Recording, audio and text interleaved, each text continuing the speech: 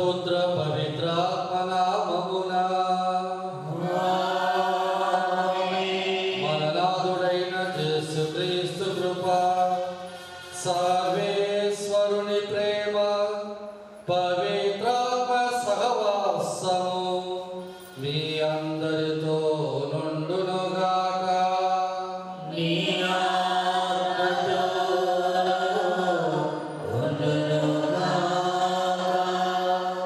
యేసుక్రీస్తులో ప్రేమైన సోదరి సోదరులారా, ఈరోజు మనం ఆగమన కాలపు 2వ ఆదివారాన్ని కొనియాడుచున్నాం. కళ్ళు మూసి కళ్ళు తెరిచేటప్పటికంతా 1 వారం అయిపోయింది. మన ప్రభు అయిన సర్వేశ్వరుని ప్రార్థించుకోమని ప్రతిపాదించున్నాను. సర్వశక్తుల సర్వేశ్వరుడు మనకు దయ చూపి మన పాపములు మన్నించి మనల్ని తిరిగి చేర్చుదురుగాక. ప్రభువా దయచూపండి, క్రీస్తువా దయచూపండి, ప్రభువా దయచూపండి. ప్రార్థించుదము. సర్వశక్తి గలవో నిత్య సర్వేశ్వర, మీరు సర్వశక్తిమంతులు, దయాపరులు, రానున్న మీ కుమారుని కలుసుకొను నిమిత్తము ఉత్సాహముతో వచ్చి నమమ్ములను ఇకలోక దుఃఖ దురితములేవి ఆటంకపరపకుండును గాక. మేము దివ్య జ్ఞానముతో నింపబడిన వారమై మీ కుమారుని స్నేహమును అనుభవింపకరుణింపుము. మీతోను పవిత్రాత్మతోను కలిసి యుగ యుగములు జీవించుచు పాలించు మా ప్రభుని మీ కుమారుని క్రీస్తు ద్వారా ఈ మనవి చేయుచున్నాము.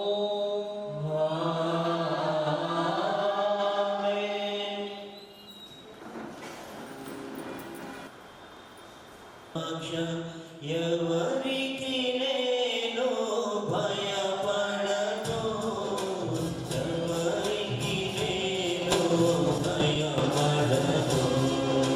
స్వామి నా వెలుగు, స్వామి నా రక్ష, ఎవరికి నేను భయపడను. అతడు పేదలకు నీతితో న్యాయ నిర్ణయము చేయును. యెషయా గ్రంథము 11వ అధ్యాయము 1వ వచనం నుండి 10వ వచనం వరకు. యెషయా గ్రంథము 11వ అధ్యాయము 1వ వచనం నుండి 10వ వచనం వరకు. ఆ దినమున ఈశాయి మొద్దు నుండి ఒక పిలక పుట్టును, అతని వేరు నుండి ఒక కొమ్మ ఎదుగును. దేవుని ఆత్మ అతనిపై నిలుచొని అది విజ్ఞానమును వివేకమును వసగు ఆత్మ, దూరదృష్టిని బలమును ప్రసాదించు ఆత్మ, దైవ జ్ఞానమును దైవ భీతిని దయచేయు ఆత్మ. ప్రభువును భయము అతనికి ప్రీతిని కలిగించును. అతడు వెలుపలికి కనిపించు తీరును బట్టి గాని అన్యులు చెప్పుడు మాటలను బట్టి గాని నిర్ణయములు చేయడు. అతడు దీనులకు న్యాయముతో తీర్పు చెప్పును. పేదలకు నీతితో న్యాయ నిర్ణయములు చేయును. అతని వాక్కు దుర్మార్గుల నుండి దండించును. అతడు విధించు శిక్ష దుష్టులను సంహరించును. అతడు న్యాయమును నడికట్టు వలె ధరించును. సత్యమును దట్టి వలె కాల్చును. తోడేళ్ళు గొర్రె పిల్లలతో కలిసి జీవించును. చిరుతపులి మేక పిల్లలతో కలిసి పరుండును. లేక కూడా కొదమ సింగము కలిసి మేయును. చిన్న బాలుడు వారిని తోలుకొని పోవును. ఆవు వెలుగుబట్టి కలిసి మేత మేయును. వారి పిల్లలు కలిసి పండుకొనును. సింహము ఎద్దువలే గడ్డి మేయును. చట్టి బిడ్డడు త్రాసుపాము పుట్ట మీద ఆడుకొనును. పసి బిడ్డడు విషసర్పము బొరియలో చేయి పెట్టును. నా పరిశుద్ధ పర్వతమంతటి మీద క్రూర మృగము వలె హాని ఎట్టి కీడియు చేయవు. సముద్ర జలముల వలె దేశము ప్రభువును కూర్చి జ్ఞానంతో నిండియుండును. ఆ దినమున ఈశాయి వంశంలో పుట్టిన రాజు జాతులకు ఆకర్షణీయమైన చిహ్నముగా ఉండును. జాతులు అతని చెంతకు వచ్చును. అతని నగరము ఖ్యాతిని పడయును. ఇది ప్రభువు వాక్కు. సర్వేశ్వరునికి వందనములు. భక్తి కీర్తన అందరూ. అతని జీవిత కాలమున న్యాయము వర్ధిల్లును. చంద్రుడు వెలుగొందును గాక. దేశమున శాంతి నెలకొను గాక. దేవా, రాజుకు నీ ధర్మమును ప్రసాదించుము. నీ రాజకుమారుని నీ న్యాయమును దయచేయుము. అప్పుడు అతడు నీ ప్రజలకు నీతియుక్తిగా పాలించును. పేదలకు న్యాయ సమరముగా ఏలును. అందరూ. అతని జీవిత కాలమున న్యాయము వర్ధిల్లునుగాక. చంద్రుడు వెలుగొందునుగాక. దేశమున శాంతి నెలకొనుగాక.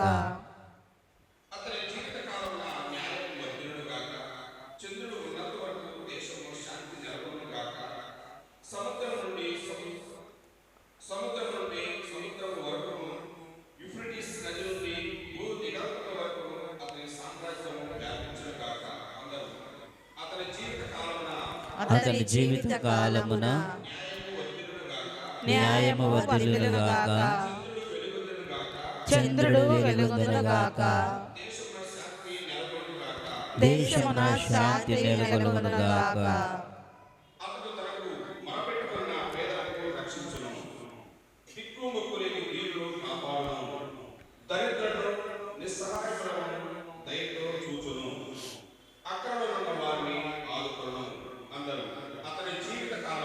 అతని జీవిత కాలమున న్యాయము వర్ధిల్లునుగాక. చంద్రుడు వెలుగొందునుగాక. దేశమున శాంతి నెలకొనుగాక.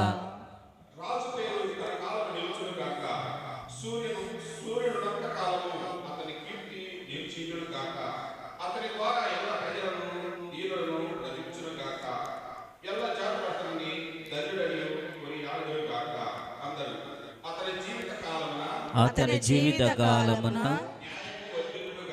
న్యాయము వర్ధిల్లునుగాక. చంద్రుడు వెలుగొందునుగాక.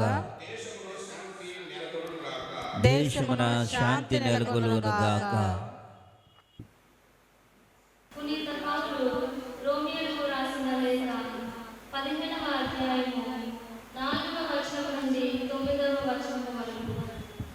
పునీత పౌలు రోమియోలకు రాసిన లేఖ 15వ అధ్యాయము 4వ వచనం నుండి 9వ వచనం వరకు. సోదరులారా,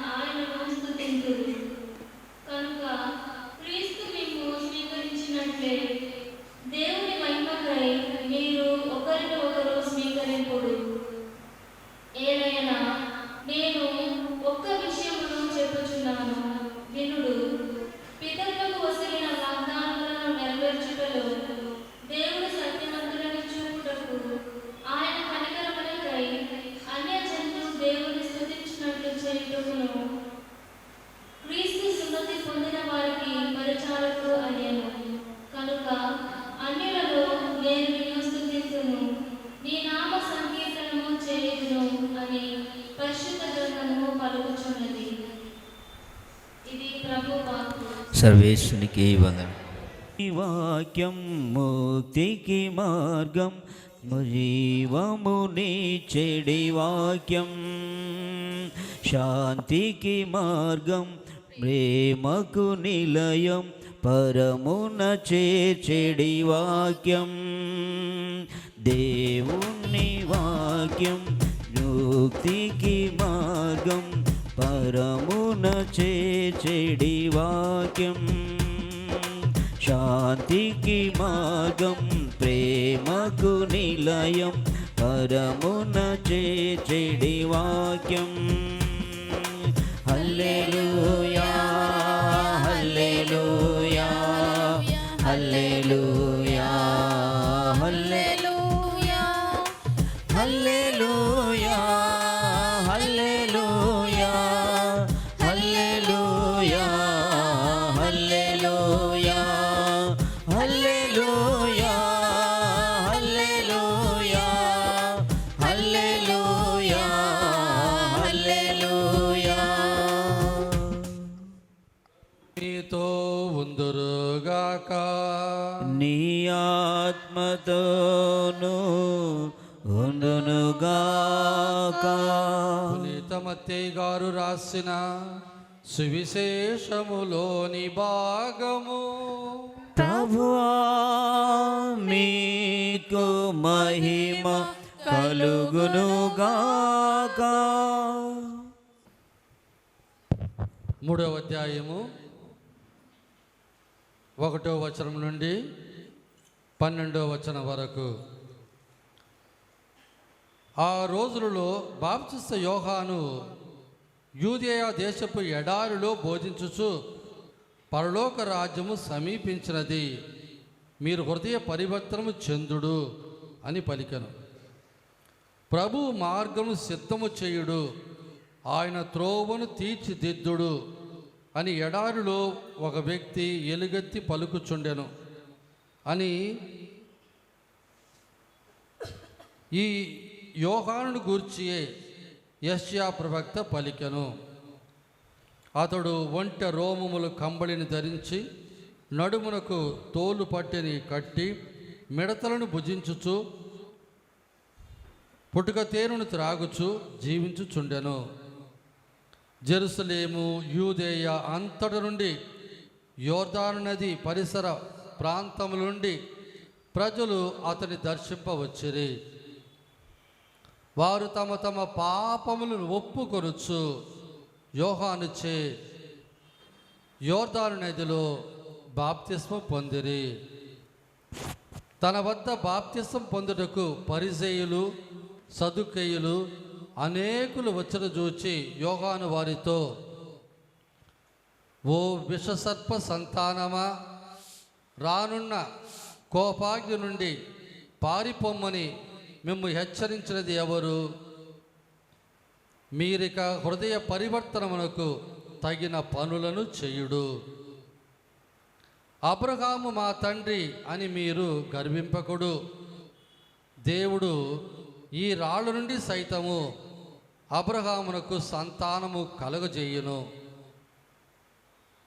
వృక్షములను వేళ్లతో నరికి పారవేయుటకు గొడ్డలి సిద్ధముగా ఉన్నది కనుక మంచి పండ్లను ఈయని ప్రతి వృక్షము నరికి వేయబడి అగ్నిలో పారవేయబడును. హృదయ పరివర్తన నిమిత్తము నేను మీకు నీటితో బాప్తిస్మం ఇచ్చుచున్నాను, కానీ నా తర్వాత రానున్నవాడు మీకు పవిత్రాత్మతోను అగ్నితోను బాప్తిస్మం ఇచ్చును. ఆయన నాకంటే శక్తిమంతుడు. నేను ఆయన పాదరక్షల వారును విప్పుటకైన యోగ్యుడును కాను. తూర్పారబట్టుటకు ఆయన చేతి యందు చాట సిద్ధముగా ఉన్నది. ఆయన తన గోధుమ ధాన్యమును తూర్పారబట్టి గింజలను గిడ్డంగుల యందు భద్రపరిచి పొట్టును ఆరని అగ్నిలో వేసి కాల్చివేయును అనెను. ఇది క్రీస్తు సుశేషము. క్రీస్తువా మీస్తు కలుగునుగాక. సోదరి సోదరులారా, పరలోక రాజ్యము సమీపించినది, మీరు హృదయ పరివర్తనము చెందుడు. రాజ్యము అంటే ఆ మాటకి అర్థం ఏమిటంటే ఒక జాతి ప్రజలు ఉండాలి, దానికి ఒక వ్యక్తి రాజుగా ఉండాలి, వారు పరిపాలన చేసే ఒక ప్రదేశం ఉండాలి. ఈ మూడు ఉంటేనే అది రాజ్యం అని మనమందరం అనుకుంటాం. చరిత్రలో చూస్తే 4 పెద్ద రాజ్యములు ఉండేవి. మొట్టమొదటిది బాబిలోన్లో ఉన్నటువంటి రాజ్యము, అటు తర్వాత వచ్చిన పర్షియా రాజ్యము, ఆ తర్వాత గ్రీసు రాజ్యము, ఆ తర్వాత రోమా సామ్రాజ్యం. చరిత్రను మనం చూసినట్టయితే మొట్టమొదటిగా చరిత్రలోనే రాజులు తయారైనది మొట్టమొదటిగా క్రీస్తు పూర్వం 3000 సంవత్సరాలకు ముందు కెంగీర్ అన్నటువంటి స్థలము ఐగిప్తులో అనియు, మరియు యూఫ్రటీస్ టైగ్రిస్ అన్నటువంటి 2 నదుల మధ్య ఉన్నటువంటి సుమేరియా అన్నటువంటి ఆ రాజ్యము ప్రస్తుతం ఇరాకు అని అంటారు. ప్రస్తుతము ఇంకా కూడా లోకములో ఒక రాజు ఒక దేశానికి రాజుగా ఉన్నాడంటే అది జపాన్లో. జిమ్ము అన్నటువంటి ఒక పెద్ద రాజు క్రీస్తు పూర్వం 660 సంవత్సరాలకు ముందుగా ఆయన తన రాజ్యాన్ని స్థాపించుకున్నాడు. ప్రస్తుతము ఆ రాజ్యానికి 126వ రాజుగా ఉన్నటువంటి వ్యక్తి నరుహీతో అన్నటువంటి వ్యక్తి. అంటే ఆ దేశంలో మాత్రం ఇంకా రాజరికం కొనసాగుతుంది అని అర్థం. 126 తరాలు ఆ దేశంలో ఆ కుటుంబము రాజులుగా ఉన్నారు అంట. యేసు ప్రభు చెప్పినటువంటి 38 కథలు లేక ఏమంటాం ఉపమానములలో 38 ఉపమానములో 13 ఉపమానాలు దైవరాజ్యాన్ని గురించే చెప్పుచున్నాయి. దైవరాజ్యం లేక పరలోక రాజ్యం, ఈ 2 మాటలు ఉపయోగించాడనమాట. అందులో 5 పొలానికి సంబంధించింది, విత్తనాలకు సంబంధించింది, మొక్కలకు సంబంధించిందిగా, డబ్బుకు సంబంధించినవిగా ఒక 4, పెండ్లి విందులకు సంబంధించినవిగా ఒక 2, మరి చేపలు పట్టే ఆ వలకు సంబంధించినవిగా 1. ఇలా ఈ 13 ఉపమానాలు కూడా దైవరాజ్యాన్ని గురించి వివరించే ఉపమానాలుగా ప్రభు తెలియజేస్తున్నారు. మత్తయి గారు తన స్వార్థలో ఆయన స్వార్థ రాసినది క్రైస్తవులుగా మారినటువంటి యూదుల కొరకు. కాబట్టి యూదులు ఆ రోజుల్లో దేవుడు అనే మాట చెప్పడానికి భయపడేవారు. ఎందుకంటే 10వ ఆజ్ఞలో 2వ ఆజ్ఞ దేవుని నామమును వ్యర్థముగా పలకక ఉందుగాక. అందువల్ల ఈయన తన సువిశేషం రాసేటప్పుడు దైవరాజ్యం అనకుండా పరలోక రాజ్యం అనే వాడాడు. దాదాపు 33 సార్లు లతీనులో రేగ్నుమ్ చెలోరుం అని అంటారు, పరలోక రాజ్యం. అదే సందర్భంలో దైవరాజ్యము అనే మాట 5 సార్లే వాడాడు. దీన్ని రేగ్నుమ్ దేయి అని అంటారు. కానీ మార్కు గారు తన సువిశేషం చెప్పేటప్పుడు దైవరాజ్యాన్ని గురించిన శుభవార్త సువిశేషము అని ఆయన అంటాడు. అనగా దైవరాజ్యం, పరలోక రాజ్యం, ఈ 2 కూడా ఒకే అర్థాన్ని ఇస్తుంది. అనగా దేవుణ్ణి వారు రాజుగా, ఆయన కింద ఉన్నటువంటి ప్రజలు ఆ రాజ్యానికి చెందిన వారుగా, ఒక రక్షకుడుగా, ఒక తండ్రిగా ఆయన చూశారు. పరిశుద్ధ గ్రంథములో మనం చూసినట్లయితే మొదటి దినచర్య గ్రంథములో 28:5 వచనములో మొట్టమొదటిగా దేవుడు రాసని ప్రజలు ఆయన కింద ఉన్నవారని చెప్పబడుతుంది. వారిలో సొలొమోనును ఎన్నుకొని ఇశ్రాయేలులపై తన రాజ్య సింహాసనమున కూర్చొని పరిపాలించుటకు ఆయన నియమించను. దేవుడు తన రాజ్య సింహాసనం మీద సొలొమోనును కూర్చోబెట్టి తన ప్రజలను పరిపాలించును అని అంటాడు. అలాగే దానియేలు కూడా తన పుస్తకములో 4వ అధ్యాయం 2-3 వచనాల్లో దేవుని అద్భుత కార్యములు ఎంత గొప్పవి, ఆయన ఆశ్చర్యకరములు ఎంత మహత్తరమైనవి, ఆయన సదా రాజుగా పరిపాలన చేయును, ఆయన రాజ్యము ఎల్లకాలం ఉండును. ఇవే బైబిల్ గ్రంథంలో మొట్టమొదటిగా దైవ రాజ్యాన్ని గురించి చెప్పుతున్నటువంటి మాటలుగా మనం చూస్తున్నాం. అదే సందర్భంలో నిర్గమకాండములో మనం చూసినప్పుడు ప్రజలు దేవుని యొక్క ఆధీనం కింద ఆయన ఒక రాజుగా, ఆయన ఎన్నుకోబడినటువంటి ఒక ప్రఖ్యాతి చెందిన ఒక జాతిగా, రాజగురుకులముగా వారు తాము భావించుకున్నారు. దేవుడు వారు రాజు అని వారు అనుకున్నారు. కీర్తనలు 45, 93, 96, 97, 99 ఇవన్నీ కూడా దేవుడు రాజు, ప్రభువు రాజు అన్న మాటను తెలియజేస్తున్నాయి. అలాగే మొదటి రాజుల గ్రంథము 22 అధ్యాయం 19, యెషయా గ్రంథం 6, ఎజేకియేలు గ్రంథం 1, దానియేలు గ్రంథం 7 ఇవన్నీ కూడా వారు చూసినటువంటి ఆ దర్శనాల్లో దేవుని సింహాసాన్ని వారు వివరిస్తూ ఉంటారన్నమాట. కాబట్టి అది మాత్రమే కాదు, కీర్తనలు, సొలొమోను జ్ఞాన గ్రంథము ఇవన్నీ కూడా దైవ రాజ్యాన్ని గురించి చెప్పుచున్నాయి. దైవ రాజ్యం అనేది లోకాంత్యమున అది పరిపూర్తి అవుతుంది, కానీ దాని స్థాపన ఇప్పుడే ప్రారంభమవుతుంది ప్రభుతోనే అన్నట్టు. కానీ ప్రజలు కాలక్రమేణా ఈ దైవరాజ్యం అనే మాటని వారు ఒక రకంలో చెప్పాలంటే ఒక దేశ పరిపాలన కింద, జాతీయ పరిపాలన కింద వాళ్ళు ఊహించుకున్నారు. అంటే మెస్సయా ఒక విముక్తి దాతగా వస్తాడు, ఆయన తన ప్రజలను పరిపాలిస్తాడు, ఒక రాజుగా వారిని ఏల్తాడు అని అనుకున్నారు. కానీ అసలైనటువంటి రాజ్యం అనేది ఆధ్యాత్మికమైనది, అది వాళ్ళు అర్థం చేసుకోలేదు.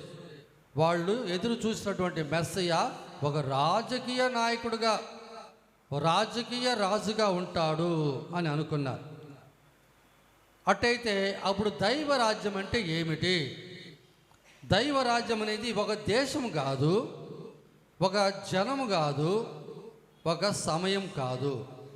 దైవ రాజ్యం అనేది దేవుని పరిపాలన అని అర్థమే తప్ప ఒక స్థలానికో, ఒక దేశానికో, ఒక ప్రజకో, ఒక సమయానికో సంబంధించింది కాదు. కీర్తన 103, 19 ప్రభు తన సింహాసనమును ఆకాశము నెలకొల్పును, ఆయన ఎల్లరి మీద పరిపాలన చేయును అని చెప్పబడి ఉన్నది. అనగా దైవ రాజ్యం అనగా దేవుని పరిపాలన నియమము అని అర్థమే తప్ప అది ఒక దేశమని, ఒక స్థలమని, ఒక కాలమని, ఒక ప్రజలని కాదు. దేవుడు విశ్వ సింహాసనం మీద కూర్చొని ఉన్నాడు. ఆ విశ్వమే ఆయన సింహాసనం, భూమి అదే పాదపీఠం. ఆయన తన ప్రజలను ఆయన పరిపాలిస్తాడు అన్నట్టు. ఈ పరిపాలన ఏ విధంగా ఉంటుంది అనగా వారు తన ప్రజలను కాపాడుతాడు. కాపాడుట అనే మాటని వేరు వేరు కోణాలించి మనం చూడాలి. మొదటిగా వాళ్ళని రక్షించుట, పాపము నుండి, దుష్టత్వము నుండి, దుష్టు నుండి కాపాడుట, నిత్య శిక్ష నుండి, నరకము నుండి, రెండో మరణం నుండి వారిని రక్షించుట. ఈ దైవ రాజ్యములో ఆ దేవుడు తన ప్రజలను కాపాడుతాడు ఇటువంటి అన్ని విధాల నుండి. రెండోది, ఆ దైవరాజు దేవుడి రాజ్యములో ప్రజలను పోషిస్తాడు. ఆధ్యాత్మిక పోషణ, ఆహారము, తన శరీర రక్తములతో పోషించుట, దైవ వాక్కుతో పోషించుట, అనారోగ్యం నుండి కాపాడుట, ఆధ్యాత్మికముగా, శారీరకముగా, మానసికముగా వారికి స్వస్థతలు ఇచ్చి వారిని కాపాడి పోషించుట. ఇక మూడో అర్థమైంది, ఆ రాజు న్యాయ పరిపాలన, శాంతి స్థాపన చేస్తాడు. ఆయన కాలములో న్యాయం నెలకొనును, శాంతి ఇదిగో చంద్రుడు ఉన్నంత వరకు ఉండును అన్నట్టు, అంటే ఎల్లప్పుడూ ఉండును. ఆ మాటలే యెషయా గ్రంథములో 11:6-9 మనం చదివాం. తోడేలు గొర్రె పిల్లతో కలిసి పరుండును, జీవించును. చిరుతపులి మేకపిల్లతో కలిసి పరుండును. లేగదూడ కొదమ సింహము కలిసి ఉండును. చిన్న బాలుడు వాడిని తోలుకొని పోవును. ఆవును ఎలుకబండి కలిసి మేత మేయును, వాని పిల్లలు కలిసి పరుండును. సింహము ఎద్దు వలె గడ్డి మేయును, చంటి బిడ్డడు త్రాచుపాము పుట్ట మీద ఆడుకొనును. పసిబిడ్డడు విష సర్పము బొరియులో చెయ్యి పెట్టును. నా పరిశుద్ధ పర్వతం మీద క్రూర మృగములు ఎట్టి హానియు ఏ కీడును చెయ్యవు. సముద్రము జలముతో నిండి ఉన్నట్లు దేశమంతయు ప్రభువుని గూర్చిన జ్ఞానముతో నిండి ఉండు. యెషయా గ్రంథంలో బంగారు మాటలు కొన్ని ఉన్నాయంటే ఇటువంటివే. ఈ విధముగా ప్రకృతిలో ఏవైతే క్రూర జంతువులుగా భావింపబడ్డాయో అవి కూడా శాంతియుతముగా మెలుగును. వాళ్ళ యొక్క స్వభావములన్నీ కూడా మారిపోవును. అనగా ఇది ఒక శాంతియుతమైనటువంటి రాజ్యము. యెషయా గ్రంథం 2:4 ఆయన జాతుల మధ్య తగవులు పరిష్కరించును, అనేక ప్రజలకు తీర్పు తీర్చును. వారు తమ కత్తులను కర్రులుగా సాగగట్టుకొందురు. కర్రులంటే ఏంది? నాగలికి కొయ్య ముందు నేలను దున్నుకొని పోవడానికి ఒక ఇనప కడ్డీలాగా పెడతారు కూసుగా, అదే కర్రు. వారు తమ కత్తులు యుద్ధానికి ఉపయోగిస్తారు. ఇక యుద్ధం లేదు కాబట్టి ఆ కత్తిని తీసి ఈ నాగలికి కర్రులుగా సాగగొట్టుకొందరు. తమ ఈటలను కొడవళ్ళుగా మార్చుకొందరు. ఈటతో యుద్ధం చేస్తారు, మనుషుని పొడిచి చంపడానికి.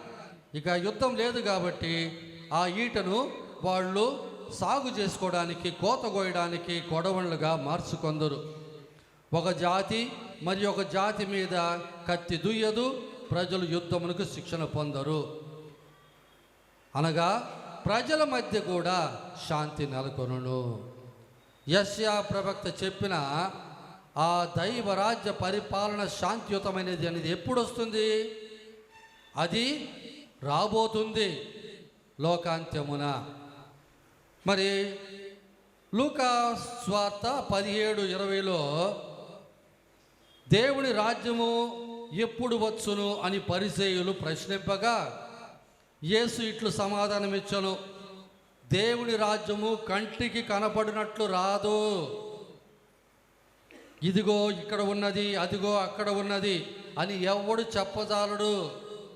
ఎలైనా అది మీ మధ్యనే ఉన్నది. అంటే యేసు ప్రభువే దేవుని రాజ్యం.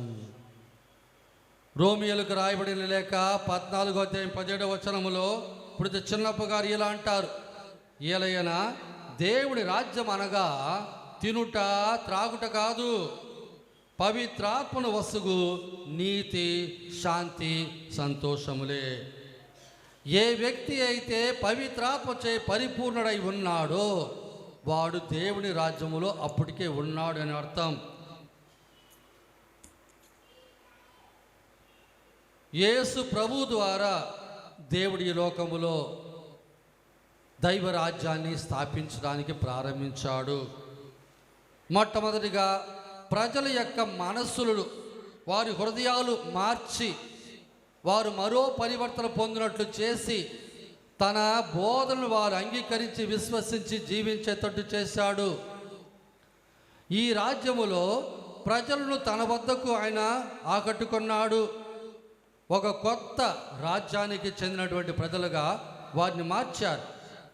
ఈ రాజ్యం అనేది ఆధ్యాత్మికమైనది, ఈ లోకానికి సంబంధించింది కాదు.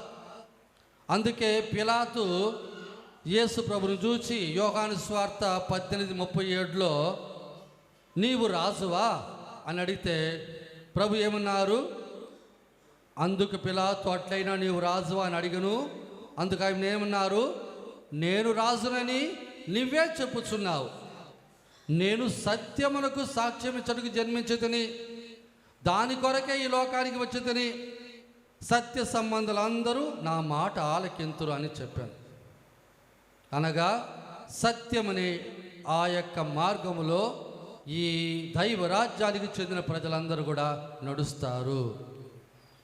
అంటే యేసు ప్రభు తన రెండో రాకలో కొత్త భూమిని, కొత్త దివిని ఆయన స్థాపించి ఇటువంటి ఒక రాజ్యాన్ని ఆయన నెలకొల్పుతారు. మరి ప్రస్తుతానికి దైవరాజ్యం అన్నటువంటి దాని గురించి అనుకున్నప్పుడు మన మనసులో వచ్చేటువంటి ఆ పటం ఏమిటి అంటే, దైవరాజ్యం అనేది ప్రస్తుతం ఉన్నది, మళ్ళా రాబోతుంది.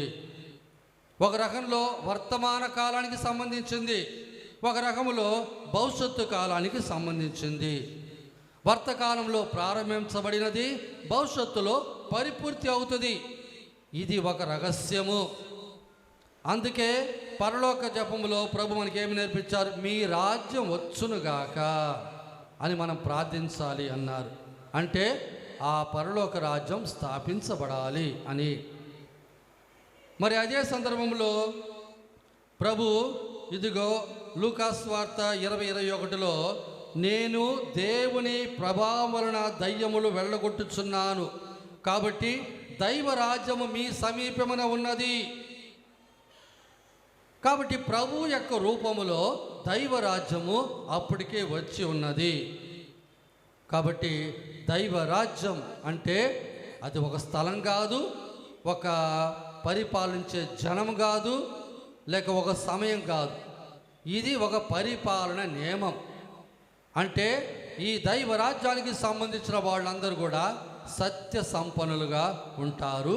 అది ఆధ్యాత్మికమైనది, ఈ లోకానికి మనం చూసేటట్టు కనిపించేది కాదు.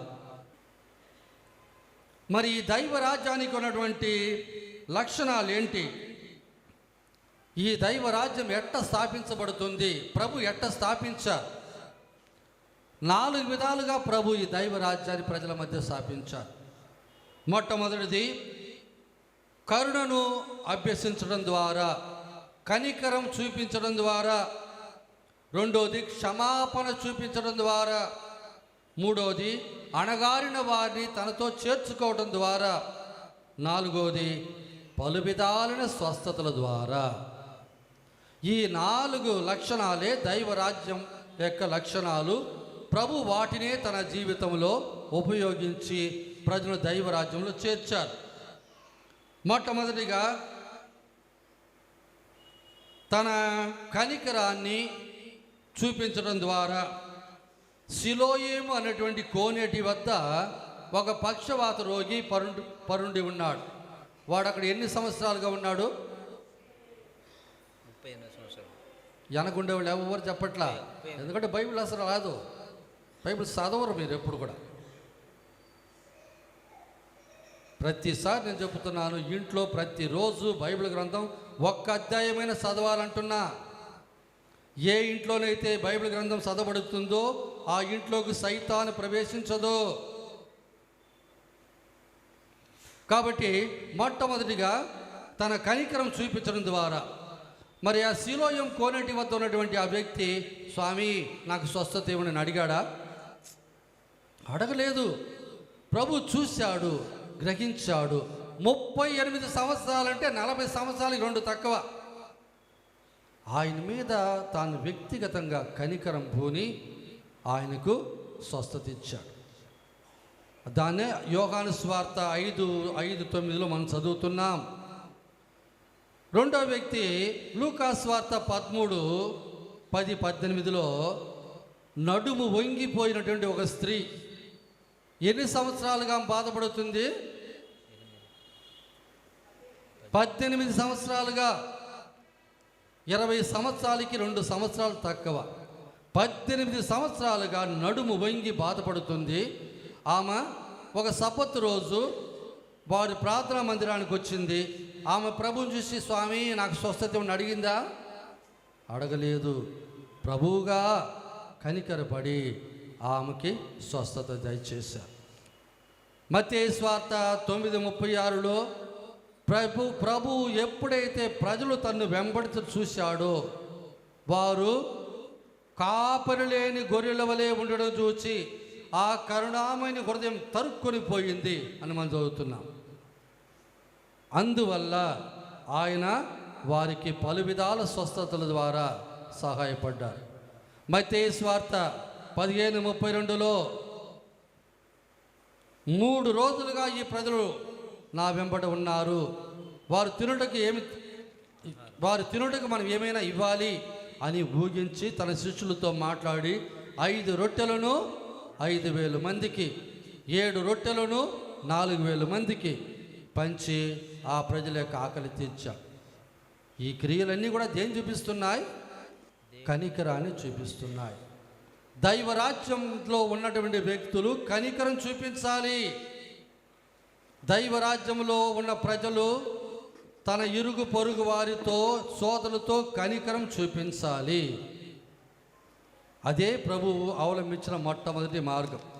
రెండవది క్షమాపణ. లూకాసు వార్త 8:2లో మగ్దల మరియమ్మ వద్ద నుండి యేసు ప్రభు 7 దయ్యాలు వెళ్ళగొట్టాడు. ఆమె పాపాలని క్షమించాడు. అలాగే యోహాను సువార్త 8:1-11లో వ్యభిచారంలో పట్టుబడిన స్త్రీ చట్ట ప్రకారం ఆమె దండించబడాల్సింది. దండించిన అడిగేదానికి ఎవరు లేరు. కానీ ప్రభు ఆమెకు క్షమాపణ ఇచ్చారు. లూకాసు వార్త 7:37లో యేసు ప్రభు యొక్క కాళ్లను సుగంధ ద్రవ్యముతో ఆమె అంటి తల వెంట్రుకలతో తుడిచి కన్నీటితో కడిగి ప్రభు ముందు సాగిలపడినప్పుడు ప్రభు ఆమెను మన్నించారు. పేతురుని మన్నించారు. మంచి దొంగను మన్నించారు.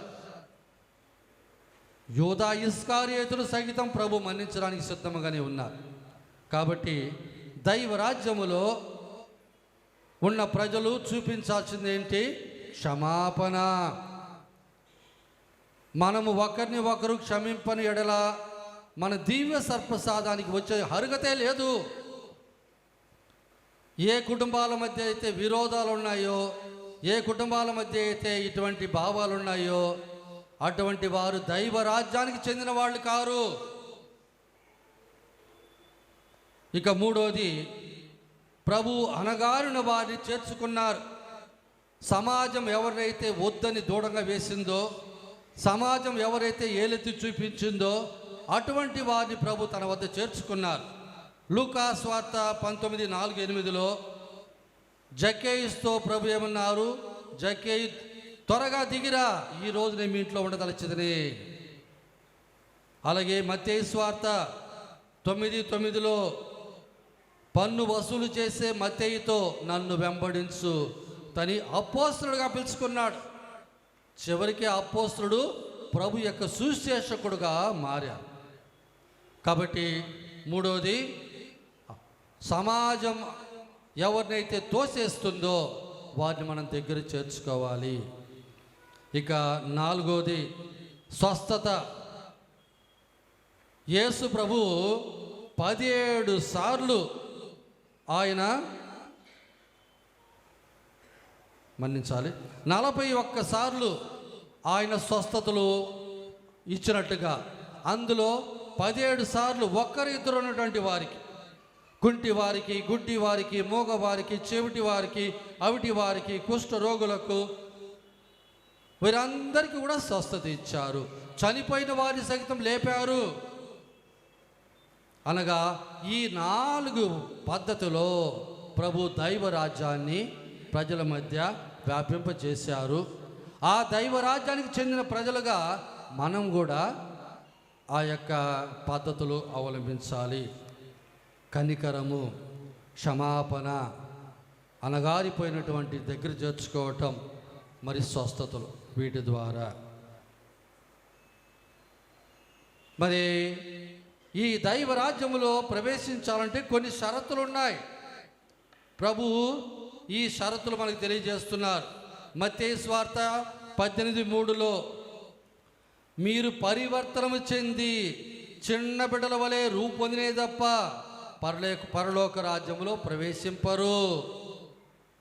మీరు పరివర్తనము చెంది చిన్న బిడ్డల వలె రూపొందినే తప్ప పరలోక రాజ్యంలో ప్రవేశించరు. ఎందువల్ల చిన్న బిడ్డలను చూపించారు ప్రభు? చిన్న బిడ్డలలో నిష్కపట మనస్సు, కోపము, ద్వేషము, పగ అన్నటువంటి ఏముండదు. అప్పుడే ఏడుస్తారు, అప్పుడే నవ్వుతారు, అప్పుడే మర్చిపోతారు. రెండోది వాళ్ళు ఉండే వినయము. కాబట్టి నిష్కపట మనస్సు, వినయము అనేది దైవ రాజ్యములో ప్రవేశించడానికి అవసరమైనది. మత్తయి సువార్త 19:14 చిన్న బిడ్డలు నా యొద్దకు రానిండు, వారును ఆటంకపరపకుడు, ఏలైన అట్టి వారిదే పరలోక రాజ్యం.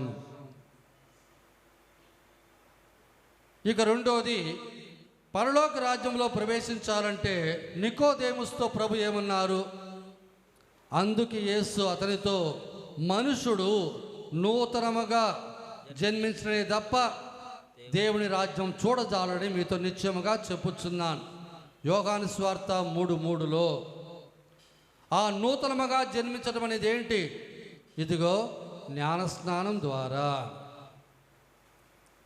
మళ్ళా 3:5 ఒకడు నీటి వలన ఆత్మ వలన జన్మించనే తప్ప దేవుని రాజ్యములో ప్రవేశింపలేడని మీతో నిశ్చయముగా చెప్పుచున్నాను. అప్పుడు దేవుడి రాజ్యంలో ప్రవేశించాలంటే ప్రభు మాట నమ్మి విశ్వసించి మనం జ్ఞానస్నానం పొందాలి. ఇక మూడోది, మత్తయి సువార్త 7:21 ప్రభువు ప్రభు అని నన్ను సంబోధించు ప్రతివాడును పరలోక రాజ్యములో ప్రవేశింపడు, కానీ పరలోకమందలి నా తండ్రి చిత్తానుసారముగా వర్తించువాడే పరలోక రాజ్యంలో ప్రవేశించును. చాలామంది ముఖస్థుతి అని అంటాం. దేవుని చేసేటువంటి, మనం చేసేటువంటి కొన్ని ప్రార్థనలు ప్రభు స్తుతి. ఆ స్తుతి పెదవులతో మాత్రమే ఉంటుంది తప్ప జీవితంలో ఉండదు. ఎప్పుడైతే జీవితంలో అది నిజముగా లేదో అప్పుడు ఎట్టుంటుంది? ప్రభు ప్రభు అని సంబోధించు ప్రతివాడు పరలోక రాజ్యం ప్రవేశింపడు. కాబట్టి బయట మాత్రమే ప్రార్థన, లోపల జీవితం మాత్రం వ్యర్థము. అట్టయితే ప్రవేశింపజాలము. మత్తయి సువార్త 5:20 ధర్మశాస్త్ర బోధకుల కంటే పరిసయ్యుల కంటే మీరు నీతిమంతమైన జీవితం జీవించడమే తప్ప పరలోక రాజ్యంలో ప్రవేశించరు. వాళ్ళు బోధించుతున్నారు, నువ్వు బోధించుతున్నావు. వాళ్ళు ప్రవర్తించట్లేదు, నువ్వు ప్రవర్తించట్లేదు. నీకు వాళ్ళకి ఏం తేడా? అటువంటి వారు పరలోక రాజ్యంలో ప్రవేశించరు. ఇక నాలుగోది, మార్కు సువార్త 10:22-23 ఆ యువకుడు అధిక సంపద గలవాడొకటచే ఆ మాట విని మొగము చిన్నబుచ్చుకొని వెళ్ళిపోయెను. యేసు చుట్టూ చూసి తన శిష్యులతో, ధనవంతులు దేవుని రాజ్యమును ప్రవేశించే ఎంత కష్టము అనెను. అంటే అప్పుడు ధనవంతులు ఎవరు మోక్షానికి పోరా అనే మాటకు వస్తే, ఇక్కడ ప్రాబ్లం వచ్చి ధనముతో కాదు, ఆ ధనం పట్ల వాళ్ళకున్న వాంఛ. అది ఎట్టుంటుందంటే పాసం అని అంటే ఒక రకమైన గమ్ము. అది అతుక్కుంటే ఎంత గడిగినా పోదు, ఒక జిడ్డు. అంటే ధనవాంఛ అనేది ఒక జిడ్డు లాంటిది. అది ఎక్కువైన చోట దేవుని పక్క రావడానికి అది ఒప్పుకోదు.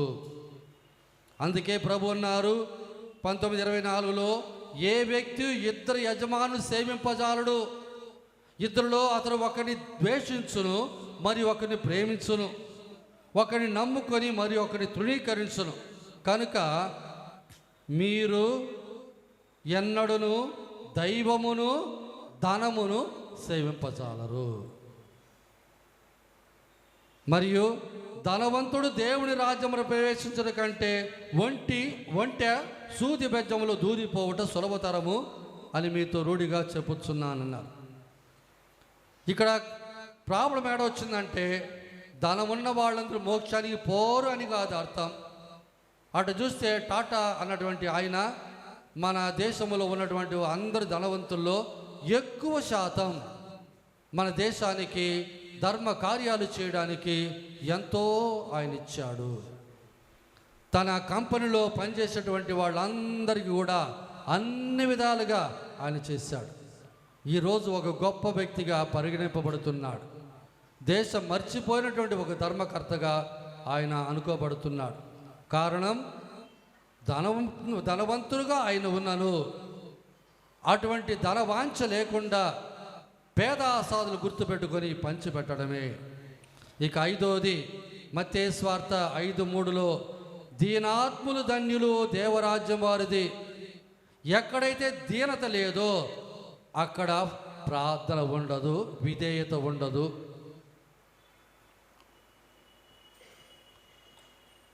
దీనత లేనటువంటి చోట విధేయత ఉండదు. దీనాత్ముని ప్రార్థన దేవునికి చాలా ఇష్టమైనది.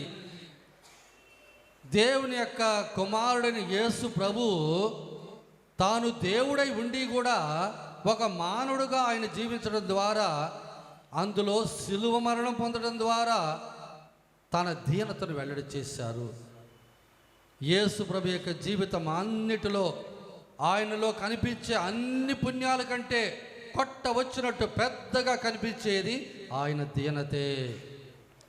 కాబట్టి ఈ 5వ షరతు దేవుని రాజ్యంలో ప్రవేశించాలంటే మనం దీనత కలిగి ఉండాలి. మరి ఎవరెవరు దేవుని రాజ్యంలో ప్రవేశింపరు? ఎవరెవరు దేవుని రాజ్యంలో ప్రవేశింపరు? ఇప్పుడు చిన్నప్ప గారు గలతీయులకు రాసిన లేఖ 5:19-21 మనం చదివితే, ఏలైనా శరీరము కోరునది ఆత్మ కోరునదికి విరుద్ధముగా ఉండును. శరీరము ఆత్మ రెండు ఒకే కోరికలు కలిగి ఉండవు. ఆత్మ కోరునది శరీరం కోరుదానికి విరుద్ధముగా ఉండును. ఈ రెండిటికి బద్ధవైరము. అందువలన మీరు చేయగోరు దాన్ని చేయలేకున్నారు. కానీ ఆత్మయే మేము నడిపించవచ్చు. మీరు ధర్మశాస్త్రమునకు నడిపింపనిచో ధర్మశాస్త్రముకు లోబడిన వారు కారు. శరీర కార్యములు స్పష్టమే. శరీర కార్యములు స్పష్టమే. అవేంటవి? జారత్వము, అపవిత్రత, కామతత్వము, విగ్రహారాధన, మాంత్రిక శక్తి, శత్రుత్వము, కలహము, అసూయ, క్రోధము, స్వార్థము, కక్షలు, పరతత్వము, మాత్సర్యము, త్రాగుబోతుతనము, విందులు వినోదులు మొదలవి పూర్వము వలె ఇప్పుడు నేను మిమ్ము హెచ్చరించుచున్నాను. ఈ పనులు చేయువారు దేవరాజ్యములో ప్రవేశింపరు. ఎవరెవరు దైవరాజ్యంలో ప్రవేశింపరు అనే దానికి ఇప్పుడు చిన్నప్ప గారు ఇచ్చినటువంటి లిస్టు ఇది. దీంట్లో ఏదైనా మనకు సంబంధించింది ఉంటే మనము దాన్ని సరిదిద్దుకుందాం. అలాగే ఎఫెసీయులకు రాయబడిన లేఖలో ఇప్పుడు చిన్నప్ప గారు 5వ అధ్యాయం 5వ వచనం ఇలా అంటున్నారు, మీరు ఈ విషయం దృఢముగా నమ్ముకోవచ్చు. వ్యభిచారమైనను, అపవిత్రత అయినను, లోబి అయినను క్రీస్తు రాజ్యములో, దేవుని రాజ్యములో వారసత్వము పొందరు. 3వది కొరింథీయులకు రాయబడిన మొదటి లేఖ 6వ అధ్యాయం 9వ వచనములో, దుష్టులు దేవుని రాజ్యము పొందరని మీకు తెలియదా? మోసపోకుడు, అవినీతి పరులను, విగ్రహారాధికులను, వ్యభిచారులను, నపుంసకులను, స్త్రీలింగ వ్యామోహము, వక్రబుద్ధులను, దొంగలను, దురాచపరులను, త్రాగుబోతులను, పరనిందాపరులను, దోచుకొని వారును దేవుని రాజ్యంలో ప్రవేశించజాలరు. యేసుక్రీస్తులో ప్రియమైన సోదరి సోదరుల, మన వరుసగా చూసాం దైవ రాజ్యం అంటే ఏంది. ఆ దైవ రాజ్యము ప్రస్తుతము మన మధ్య ఉన్నది, కానీ పరిపూర్తి అయ్యేది లోకాంత్యమున. ఆ దైవ రాజ్యంలో శాంతి సమాధానం నెలకొని ఉంటాయని, ఆ దైవ రాజ్యాన్ని 4 విధాలుగా ప్రభు మన మధ్య ఆయన నిర్మించాడని, ఆ దైవ రాజ్యంలో ప్రవేశించడానికి ఎటువంటి షరతులు ఉన్నాయని, ఆ దైవ రాజ్యంలో ఎవరు ప్రవేశింపరని ఈరోజు ప్రభు మనకు తేట తెల్లముగా తెలియజేస్తున్నారు. యేసుక్రీస్తులో ప్రియమైన సోదరి సోదరులారా, ఈ వాక్యములో మొట్టమొదటి మనం చదివినట్టు దాంట్లో దైవరాజ్యము సమీపించినది అని చెప్పిన తర్వాత ప్రభు ఏమన్నారు? మీరు హృదయ పరివర్తనము చెందుడు. అదే చివరి ఒక అవకాశం మనకు దేవుడిచ్చినది మోక్షరాజ్యంలో ప్రవేశించడానికి. ఆ హృదయ పరివర్తనం చెందడానికే ఈ 4 వారాలు. కాబట్టి ఇది మంచి తరుణం, దేవుడు మనకిచ్చిన ఒక మంచి అవకాశం. మన జీవితం ఎంతో గందరగోళంగా ఉన్నాను, మసిగుడ్డ వలె ఎంతో అది నల్లగా ఉన్నాను, చిందూరం వలె ప్రభు దాన్ని ఎర్రగా చేస్తారు. ఉన్ని వలె తెల్లగా దాన్ని చేస్తారు, మంచు వలె దాన్ని తెల్లగా చేస్తారు. మనం మారు మనసు పొందినట్టయితే, అందుకే ఈరోజు మనం పిలబడి ఉన్నాం. కాబట్టి అందరూ కూడా కొంతసేపు తలదించుకోండి.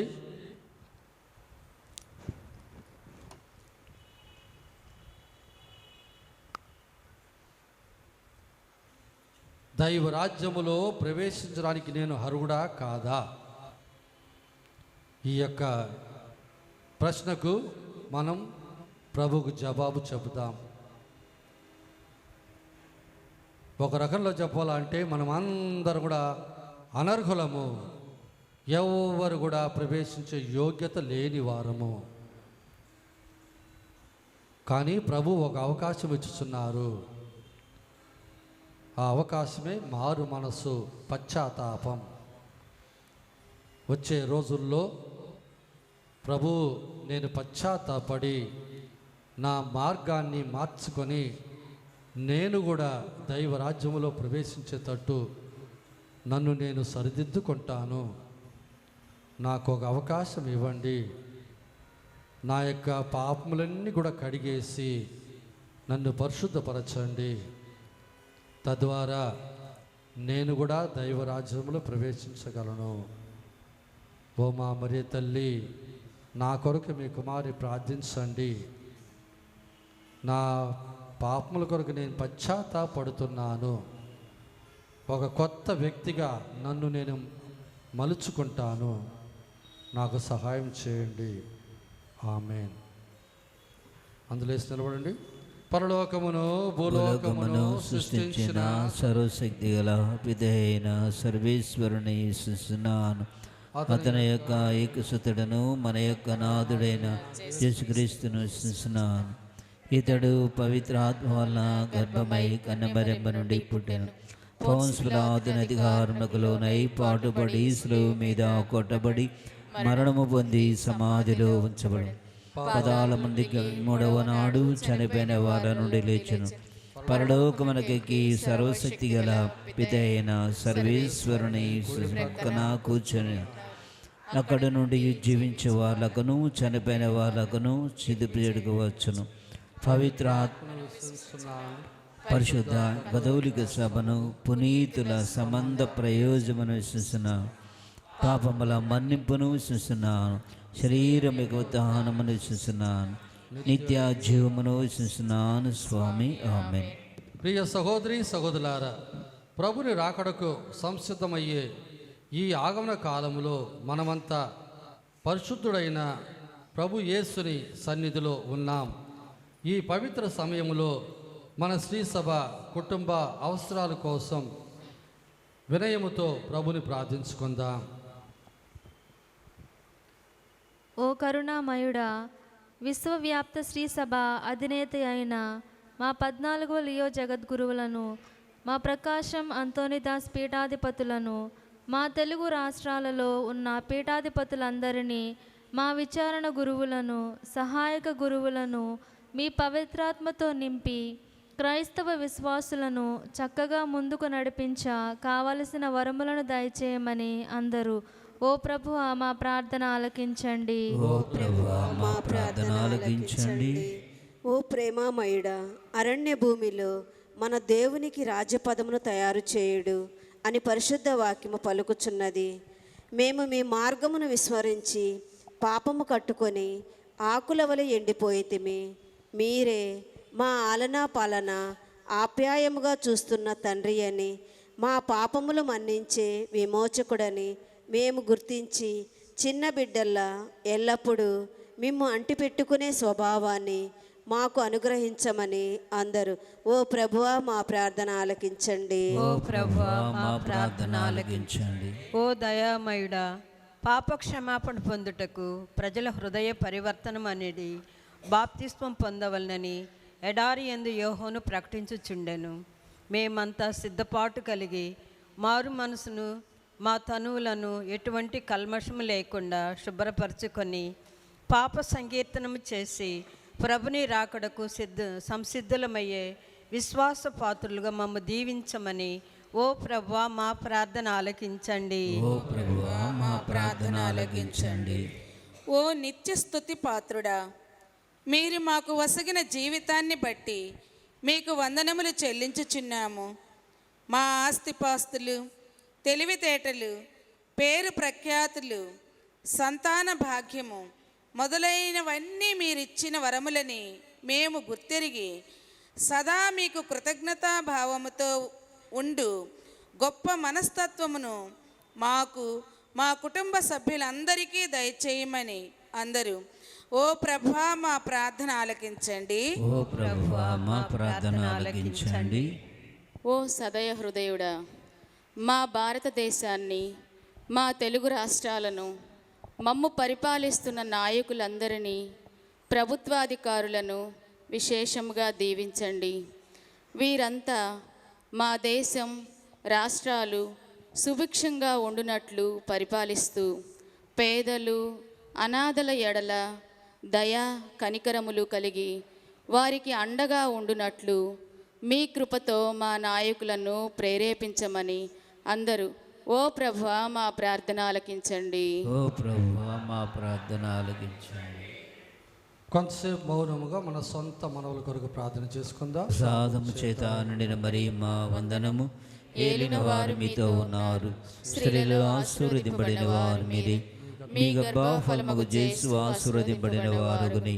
పరిశుద్ధ మరియమ్మ సర్వేశ్వరుని యొక్క మాత, పాపాత్మయుడు మా కొరకు ఇప్పుడును మా మరణ సమయమందును ప్రార్థించండి. ఆమేన్. ప్రార్థించుదాము.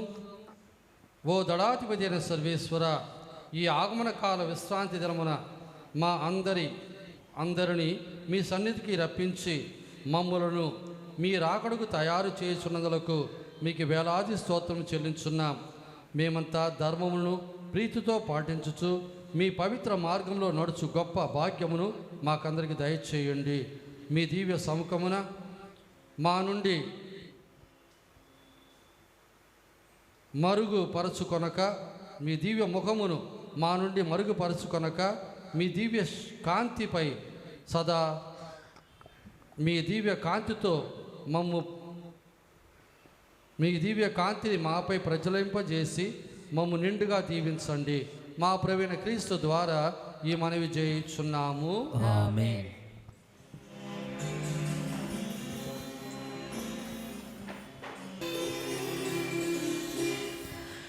నీ పాదార్చనకై నీ చేరితి దేవా, నీ పాదార్చనకై నీ చేరితి దేవా, నీ సేవకే నా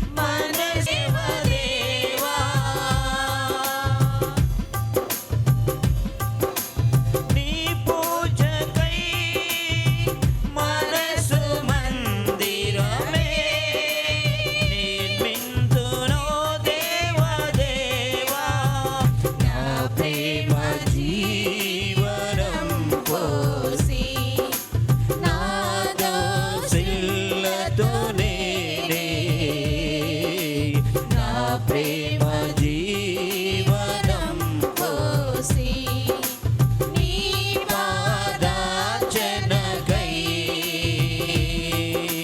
నీ చేరితి దేవా.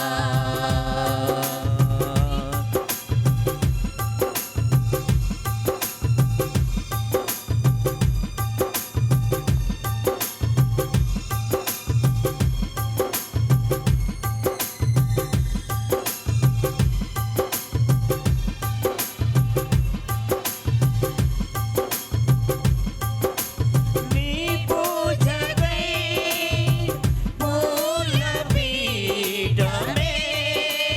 నీ గుర్తును దేవా దేవా. నా కరములతో నేనే నా బ్రతుక జీవనం ఇదియే. నా కరములతో నేనే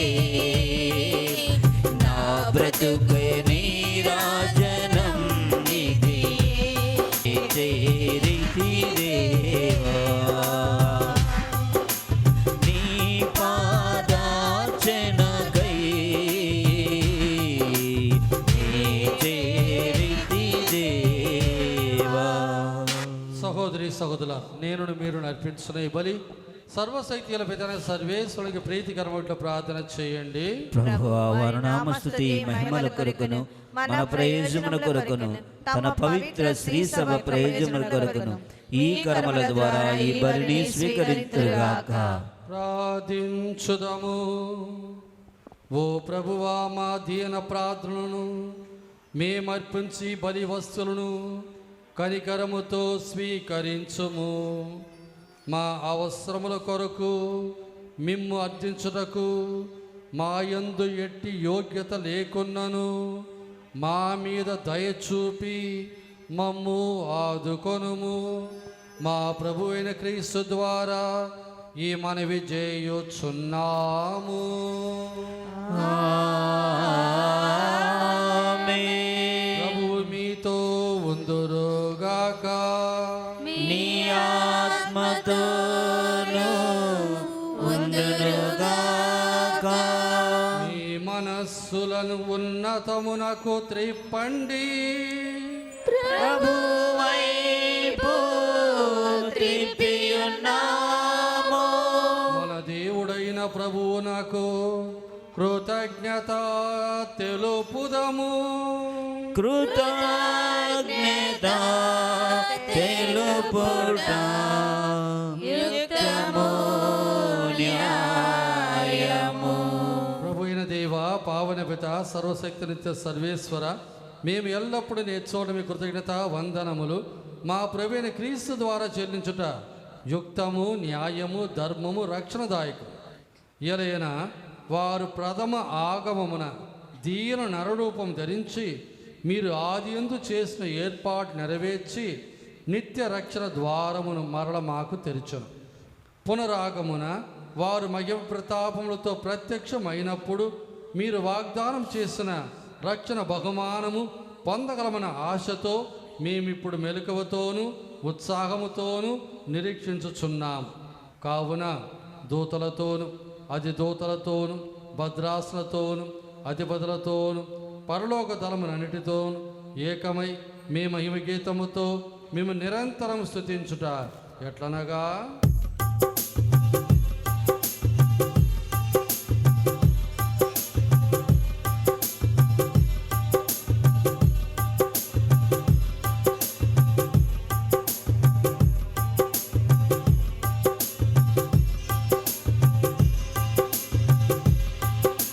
పావన పావన పావన ప్రభువు దళాధిపతి అయిన సర్వేశ్వరుడా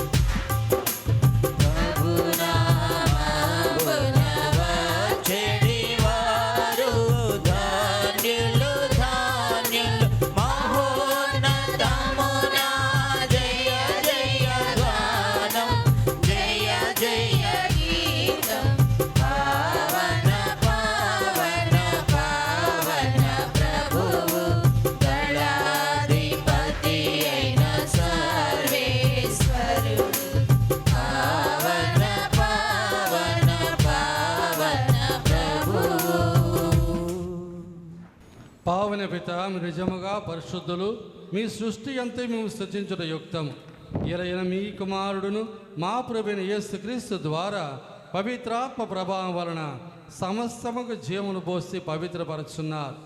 ప్రపంచమాద్యంతము సూర్యోదయం నుండి సూర్యాస్తం వరకు మీ నామమునకు నిర్మలమైన బలిని అర్పించుటకై ప్రజల నేతను పిలుచున్నారు. కావున ఓ ప్రభువా, ఈ కానుకలు మీ సముఖంకు తెచ్చి ఉన్నాం.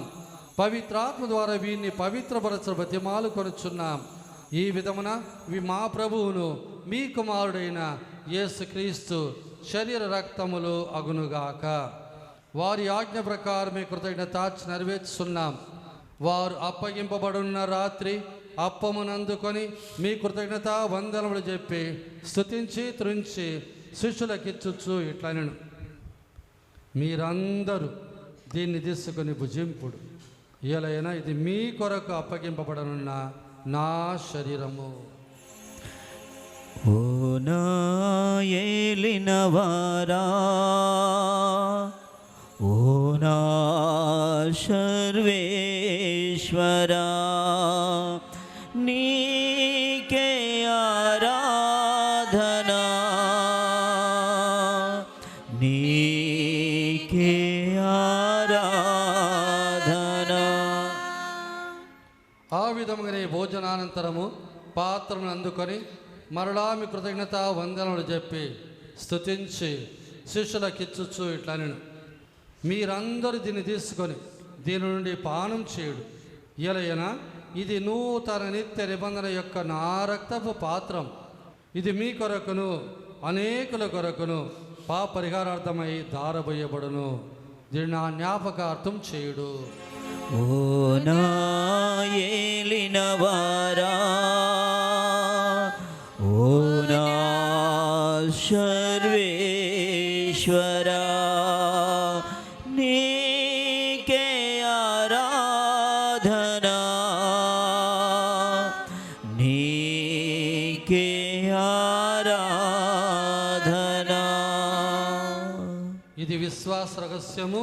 జేసువా, మీ మరణమును ప్రకటించెదము, మీ ఉత్థానమును చాటెదము, మీరు మరలా వచ్చే వరకు వేచియుందుము. కనుక తండ్రి, మీ కుమారి రక్షణాయుతము శ్రమలను, అద్భుతమైన ఉత్థానమును, మోక్షారోహమును స్మరించుచు వారు మరల వేంచేది ఎదురు చూచు మేము ఈ పవిత్ర జీవన బలిని కృతజ్ఞతతో మీకు అర్పించున్నాం.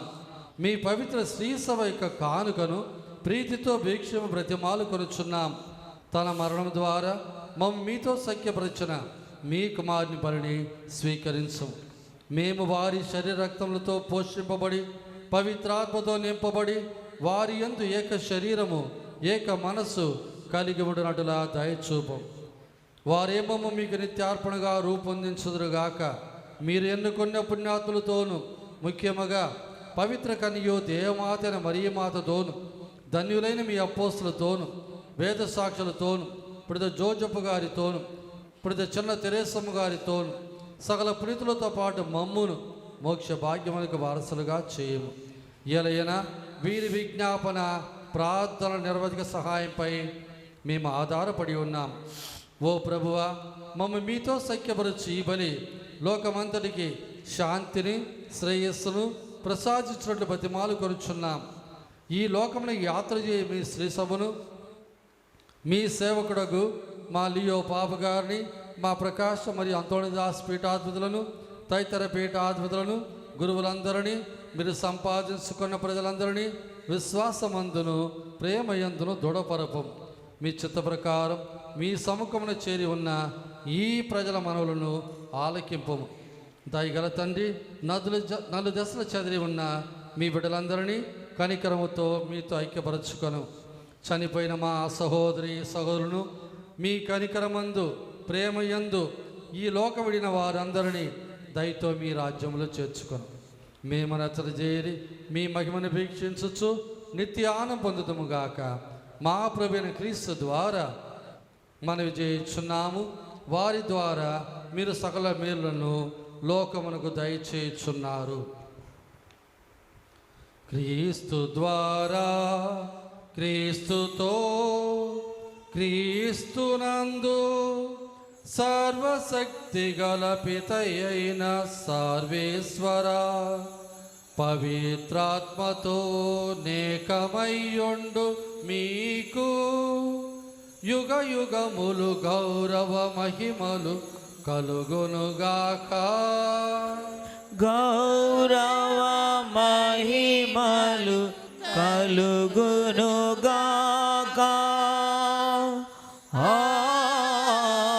ఆమేన్ ఆమేన్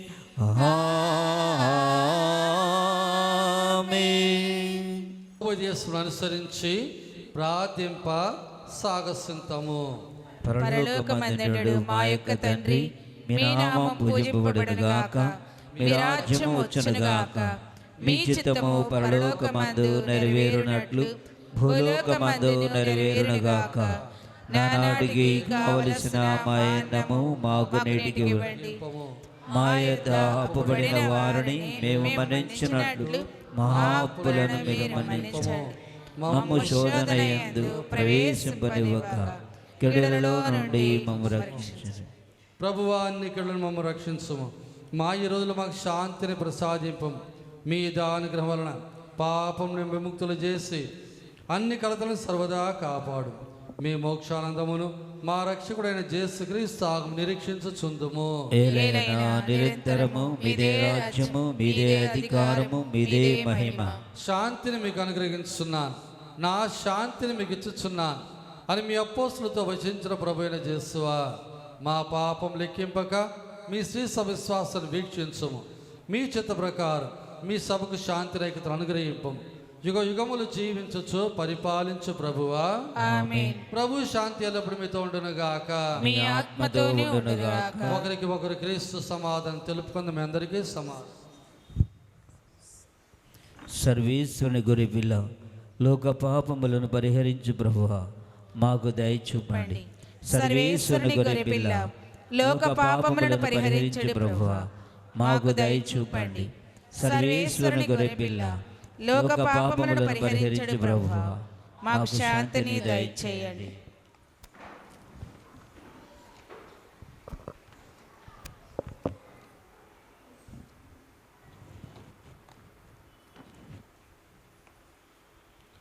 ఇదిగో సర్వేశ్వరుని గొర్రెపిల్ల, ఇదిగో లోక పాపములు పరిహరించువారు, యేసు ప్రభు ఉత్థానమైన క్రీస్తు, పరలోక రాజ్యానికి మనల్ని నడిపించడానికి వచ్చిన వారు. ఈ ప్రభు విందునకు పిలువబడిన వారందరూ ధన్యులు. ప్రభువా, మీ నా ఇంట ప్రవేశించుకునే పాత్రుడను కాను, కానీ మీరు కమాట పలికిన నా ఆత్మ స్వస్థత పొందును. సర్వోన్నతుడా నీ నామం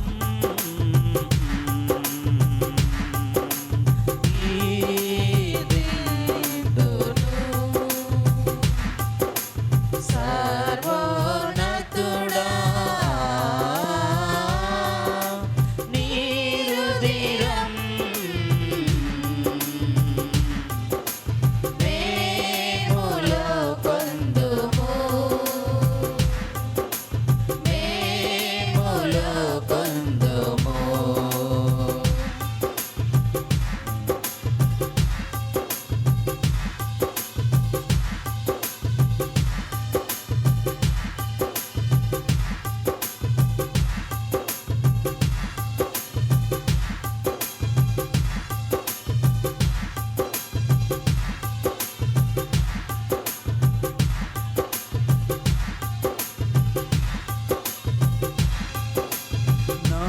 నాయాత్మలందు నివసించినావు,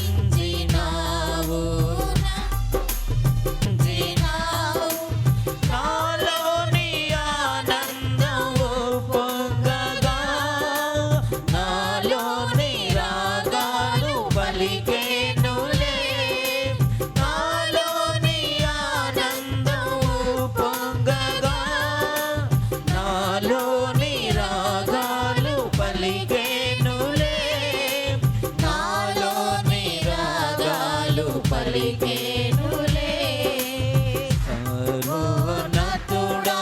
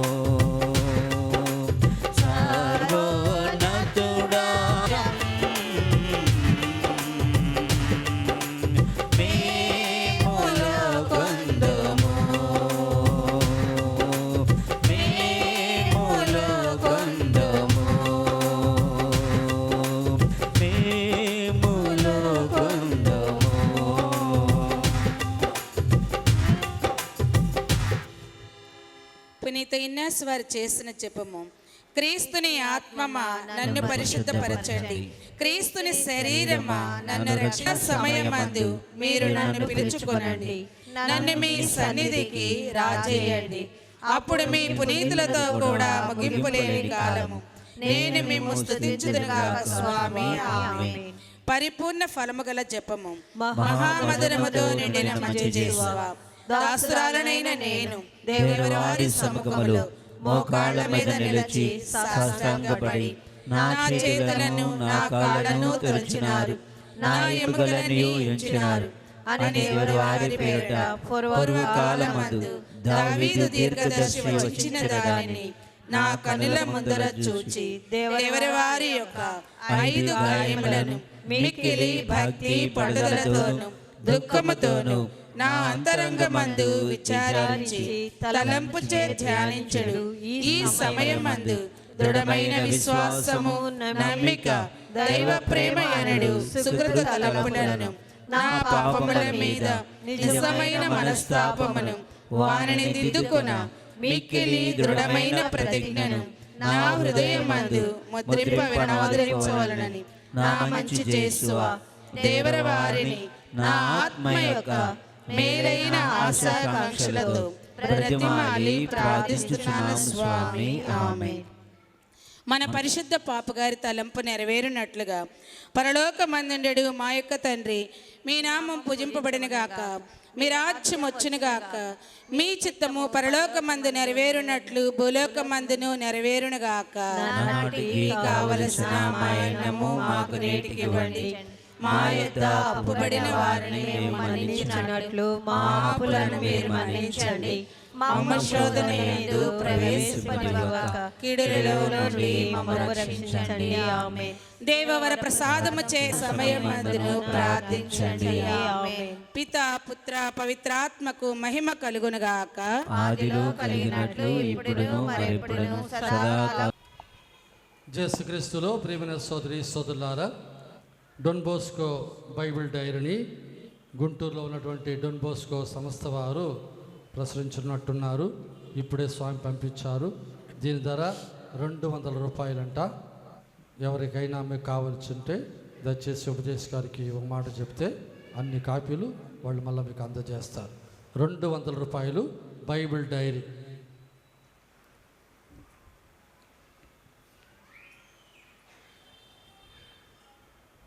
రేపటికి డిసెంబర్ 8 ఏ పండుగ?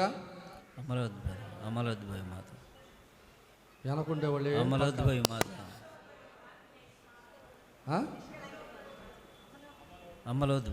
అమలోద్భవ మాత, నిష్కళంక మాత. అంటే మరియ తల్లి తన తల్లి గర్భములో ఉద్భవించేటప్పుడే నిష్కళంకోద్భవిగా ఉద్భవించింది, జన్మ పాపం లేకుండా ఉద్భవించింది అనే పండుగ. డిసెంబర్ 8 నుంచి వచ్చే సంవత్సరం సెప్టెంబర్ 8 వరకు 9 మాసము, అనగా సెప్టెంబర్ 8కి మళ్ళా మరియ తల్లి పుట్టిన పండుగ కొనియాడుతాం అన్నట్టు. రేపటికి సింగరాయకొండలో వారి విచారణ పండుగ. స్వామి అందరు రమ్మంటున్నాడు కాబట్టి వెళ్ళదలిచిన వాళ్ళందరూ కూడా వెళ్ళాలని మనం చేస్తున్నాం. ఇచ్చట రేపు సాయంత్రము మామూలుగా దివ్య సత్ప్రసాద ఆరాధన, 7 గుర్తుల జపదండ, ఆశీర్వాదము, తర్వాత పాటల పూజ, ప్రసంగం ఉంటాయి. పూజ అయిన తర్వాత ప్రత్యేకమైనటువంటి ఆశీర్వాదం ఇవ్వబడుతుంది. గ్లోరియా పాడేటప్పుడు మరియ మాతకు దండ వేయబడుతుంది. కాబట్టి వీలైనంత వరకు రేపు అందరూ కూడా పూజకి రావాలని మనం చేస్తున్నాం. రేపు సింగరాయకొండ వచ్చేవాళ్ళు బిషప్ గారి పూజ అయిన తర్వాత అక్కడే అందరూ భోజనం చేసుకొని రావచ్చు. వచ్చే ఆదివారం అనగా 14వ తారీఖు ఫాదర్ జైసన్ పోటా ఫాదర్లు మంగళగిరి నుంచి వాళ్ళు బృందము వస్తున్నారు. వచ్చే ఆదివారం ఉదయం 9 గంటలకి దివ్య సర్ప్రసాదం స్థాపించబడి మధ్యాహ్నం 3 గంటల వరకు దివ్య సర్ప్రసాద ఆరాధన, స్వస్థత ప్రార్థనలు, దివ్య సర్ప్రసాద ఆశీర్వాదము, పాప సంగీతనాలు, దివ్య బలి పూజ కొనసాగించబడుతుంది. కాబట్టి వచ్చే ఆదివారం వీలైనంత వరకు అందరూ కూడా పాప సంగీతం చేసుకోవాలి. వచ్చే ఆదివారం సాయంత్రం పూజ ఉండదు. ఎందుకంటే మన కార్యక్రమాలు అయ్యేటప్పటికి దాదాపు 1:04 అవుతుంది. రోజంతా పూజలు ప్రార్థనలు ఆరాధన అయిన తర్వాత మళ్ళా సాయంత్రం ఇంకొక పూజ ఉండదు. కాబట్టి సాయంత్రం పూజకు వచ్చేవాళ్ళు దయచేసి వచ్చే ఆదివారం ఉదయం పూజకే రావాలని మనం చేస్తున్నాం. ఫాదర్లు ఉంటారు పాపసంద్రానికి, అందరూ కూడా పాపసంద్రం చేసుకోవాలి. మామూలుగా ప్రతి సంవత్సరం పేదాసాదలకి దుప్పట్లు లేకపోతే కన్నా చీరలు ఇచ్చే అలవాటు ఉంది. మీలో ఎవరైనా అనగా మన విచారణ తరపున మామూలుగా మనం ఇచ్చేది ఇస్తాం. మీరు ఎవరైనా దాంతోపాటు ఒక చెయ్యాలనుకుంటే మీరు కూడా ఇవ్వచ్చు. వచ్చే ఆదివారం 4 గంటలకి, అంటే 3 గంటలు కాదు, 3:30 గంటలకి అటు అన్నం కూడా అందరికీ ఇవ్వబడుతుంది. ఈ అన్నానికి ఎవరైనా ధర్మకర్తగా ముందుకొచ్చి సహకరిస్తామంటే వారిని ఆహ్వానిస్తున్నాం. అలాగే క్రిస్మస్ పండుగకు పందిరి వేయడానికి కుర్చీలకు LED స్క్రీను మరియు పసుల కొట్టము, లైట్స్ ఇవన్నీ వేయడానికి ఎంతో ఖర్చు అవుతుంది. మీ తరపున, మీ కుటుంబం తరపున ఏదో ఒక ఐటమ్ మీరు తీసుకుంటామంటే, మీ తరపున మీరు ధర్మకర్తగా చేస్తామంటే మేము ప్రోత్సహిస్తున్నాం, ఆహ్వానిస్తున్నాం. మనం మామూలుగా ప్రతి సంవత్సరం కూడా మన బోర్డింగ్ అబ్బాయిలు ఉంటారు కాబట్టి వాళ్ళతో పాటు చిన్నస్వామి ఈ క్యారల్ సింగింగ్ వెళ్ళేవారు. ప్రస్తుతం మనకు డొన్ బోస్కో పిల్లల మీద ఆధారపడుతున్నాం కాబట్టి ప్రతిరోజు కూడా వాళ్ళు ఆలస్యంగా అన్నానికి పోవటం, మన వల్ల వాళ్ళు టైం టేబుల్ అప్సెట్ అవ్వటం వాళ్ళకి అంత ఇష్టం లేదు. కాబట్టి ఫాదర్ ఇచ్చినటువంటి రోజులు ఎన్నో, ఆ కొద్ది రోజుల్లోనే అన్ని కుటుంబాలు కూడా తిరగాలి స్వామి. కాబట్టి మీరు సంఘ పెద్దలు సహకరించి వాళ్ళు ఇచ్చినటువంటి రోజుల ప్రకారం దాన్ని మీరు వినియోగించుకోమని మనవి చేస్తున్నాం. ఈ నెల 16వ తారీఖు మనము క్రిస్మస్ పండుగ నవదినాలు ప్రారంభిస్తాం. ఈ నవదినాలు మామూలుగా ఉన్నటువంటి సంవత్సరంలో వచ్చే అన్ని నవదినాల కంటే చాలా ముఖ్యమైన నవదినాలు. ఈ 4 వారాలు మనల్ని మనం తయారు చేసుకుపోయినా కనీసం ఆ 9 రోజులైనా మనల్ని మనం తయారు చేసుకునే ఒక మంచి అవకాశం. కాబట్టి ప్రతిరోజు కూడా సాయంత్రము దివ్య సర్ప్రసాద ఆరాధన, జపదండ, ఆశీర్వాదము, నవదిన ప్రార్థనలు మరియు దివ్య బలి పూజ ఉంటుంది. కాబట్టి వీలైనంత వరకు అందరూ కూడా రావాలని మనవి చేస్తున్నాం. చాలామంది పెద్దవాళ్ళు, మరి పెద్ద పనులు లేనటువంటి వాళ్ళు, రిటైర్డ్ అయినటువంటి వాళ్ళు దయచేసి అవకాశం వినియోగించుకోండి. డిసెంబర్ 21వ తారీఖు ఆదివారము మినీ క్రిస్మస్ పండుగ మనం చేసుకుంటాం. ఈ యొక్క మినీ క్రిస్మస్ వేడుకలకు మన చిన్న బిషప్ గారు అంతోని దాస్ గారు వస్తున్నారు. వాళ్ళతో పాటు మన ఒంగోలు మేయరు గంగాడ సుజాత గారు మరియు ఫాదర్ విక్కర్ జనరల్ జోసెఫ్ మణి గారు వస్తున్నారు. కాబట్టి ఆ రోజు సాయంత్రం పూజ ఉండదు, ఉదయం పూజ మాత్రమే. సాయంత్రము అనగా అన్నం తిన్న తర్వాత మధ్యాహ్నం 2 గంటల 3 గంటల నుంచి సాయంత్రం 5 గంటల వరకు ఆటలు పోటీలు జరపబడతాయి. ఈ కార్యక్రమాలను మన చిన్నస్వామి మరి మన యువకులు నిర్వహించాలని మనవి చేస్తున్నాం. అదైన తర్వాత అందరూ కూడా 5 గంటలకు ఇంటికి వెళ్ళి 6:30 వచ్చినట్టయితే 6:30కి నవదిన జపాలు బిషప్ గారు ముందుండి నడిపిస్తారు. అదైన తర్వాత 7 గంటలకి ఈ కార్యక్రమం మనం మొదలు పెట్టుకుంటాం. మినీ క్రిస్మస్ మన గుడి ముందు. ఈ మినీ క్రిస్మస్ వేడుకలకు ఎవరైనా ఆటలు, పాటలు, డ్యాన్స్లు వేయాలనుకున్న వాళ్ళు దయచేసి ముందుకు వచ్చి మీ పేర్లు ఇచ్చి తయారు చేసుకోమని చేస్తున్నాం. అలాగే క్రిస్మస్ స్కిట్ కూడా ఇవ్వాలి, అంటే యేసు ప్రభు పుట్టుక నాటిక కూడా చేయాలి. దీనికి అటు యువకులు లేక పాటల బృందము లేక మరి దళ సభ్యులు మీరు ముందుకు వచ్చి వేస్తామంటే మీ మేకప్ విషయాలన్నీ కూడా మేము చూసుకుంటాం. దాన్ని ముందుగా తయారు చేసుకోవాలి. దయచేసి మీరు ఏం చేయబోతున్నారనే విషయం చిన్నస్వామికి తెలిపితే తగిన ఏర్పాట్లు మనం చేసుకోవచ్చు. ప్రార్థించుదము. ఓ ప్రభువా, మీ కుమార్ని విందారగించి తృప్తి చెందిన మేము దీనతతో మిమ్ము చూచి ప్రార్థించుచున్నాము.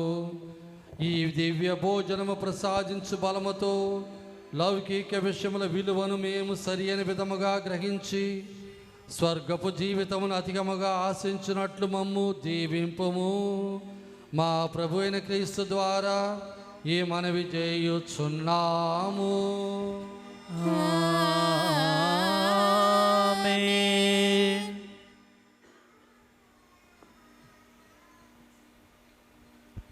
ఆగమన కాలంలో ఇచ్చే ప్రత్యేక దీవెన. దేవుని జీవుల కొరకు మీ శరములు వంచి ప్రార్థించండి. సర్వశక్తిమంతుడును దయాపరుడైన సర్వేశ్వరుని స్తుతిని ప్రథమ ఆగమను మీరు విశ్వసించుచున్నారు. అతని పునరాగమరకు నిరీక్షించుచున్నారు. అతని ఆగము మీ జీవితమును వెలుగుతో నింపి పవిత్రమనచ్చునుగాక. ఆమేన్. సర్వేశ్వరుడు మీకు గట్టి విశ్వాసమును, ఆనందమయమైన నమ్మకమును, క్రియాశీలమగు దైవ ప్రేమను దండిగా వసగుదురుగాక. ఆమేన్. మన రక్షకుని మనుష్య అవతారమును గూర్చి ఆనందించు మిమ్మలను అతడు మహిమతో మరణ వేంచేనప్పుడు నిత్య జీవ వరముతో నింపునుగాక. ఆమేన్. సర్వశక్తి గల సర్వేశ్వరుడు పితా పుత్ర పవిత్రాత్మ మిమ్మును ఆశీర్వదించి కాపాడుదురుగాక. ఆమేన్. సమాధానముతో వెళ్ళి క్రీస్తు ప్రేమలో జీవించండి. సర్వేశ్వరునికి వందనములు. ఆమేన్.